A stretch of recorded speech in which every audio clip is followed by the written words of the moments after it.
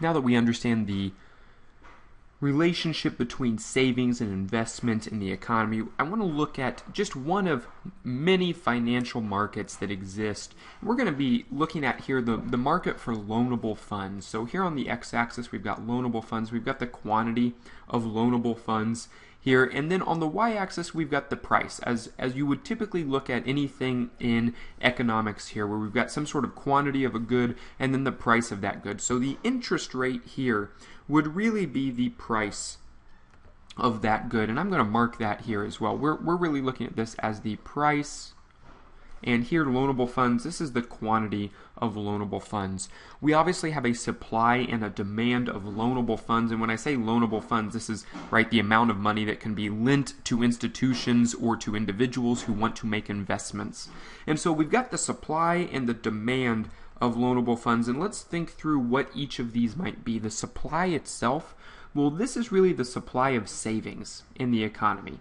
And the supply of savings, this would be kind of the supply of savings. This would be lending and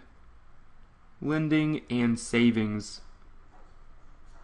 that are available. And this would be kind of another way that we would think about this would be lenders, These would be creditors. These would be individuals who would be willing to loan out money in return for some sort of payback of those funds and interest. We've got the demand here as well, and that demand curve, well, that's really made up of investment. The demand curve here, this is the investment curve here. And this would be made up of household. What do we know is part of investment? Well, it's household mortgages. We know that it is also capital improvements from firms, so it would be firm, and I'll put firm I here to indicate the investment that firms might make. These are really borrowers here. Borrowers. Here, individuals who need funds to be able to invest it in some sort of productive output in the economy. And so the demand and the supply have kind of the normal shapes that we would think about here. And let's think about that for a quick second. Why would that be the case? Why would the supply slope upward?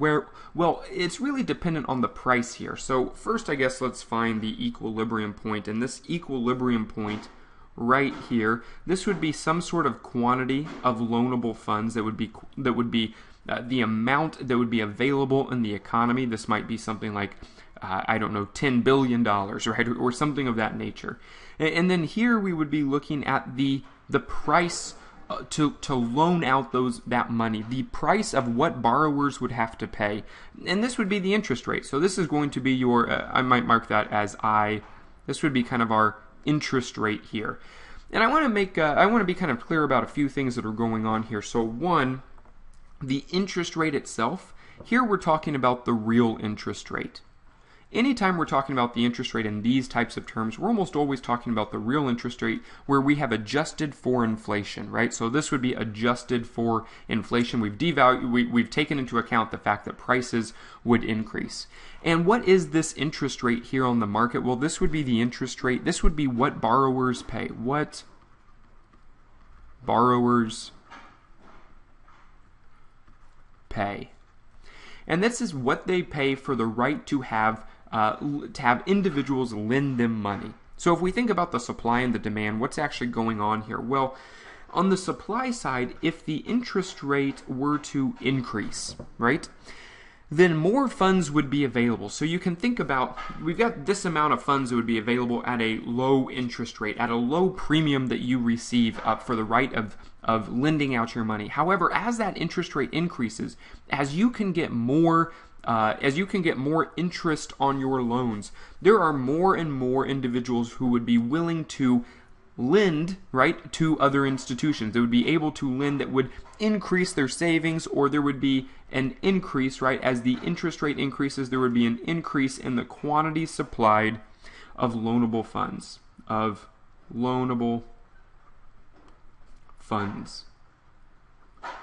And this is kind of the traditional law of supply that we've thought about in any types of economic cases here.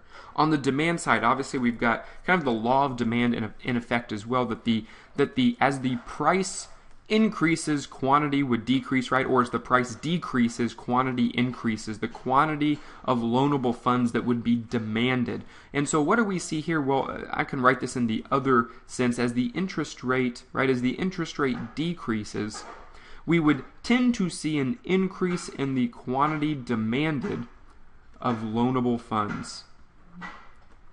And why would this be the case? Well, if we think about this as the interest rate is what borrowers have to pay, if that price decreases, then you are likely to want to demand more money. You are likely to demand more money from banks or from individuals who would be willing to lend you money so that you can invest it in your business and get a bigger return. In essence, it gives you an opportunity to have a bigger real return for your investment relative to what you have to pay.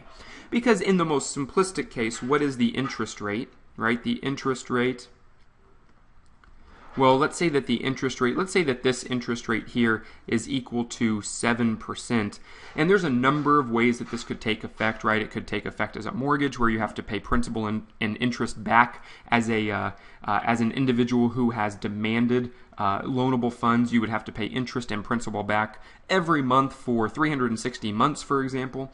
Or this could be even in the simplistic case of a bond where there's a maturity date. You receive that money and then you pay back kind of an interest rate annually on that amount of money on that face value or the principal amount, and then you pay back the principal itself. So the interest rate of 7%, and so this, in the most simplistic case, this would be like 7%. You would have 0.07 annually times the amount times the principal. And so here you can see if this rate is decreasing, then individuals will have to pay back less interest. And so they would demand, individuals and firms, they would demand more loanable funds here. And so the market itself kind of clears at an equilibrium. We kind of think about this in terms of normal supply and normal demand. And I just want to make sure that we're clear on what pieces or what goes into the supply and demand here in both cases before we can consider what might shift the interest rate, what might actually change the real interest rate in equilibrium or cause us to have more loanable funds or less loanable funds on the economy as a whole.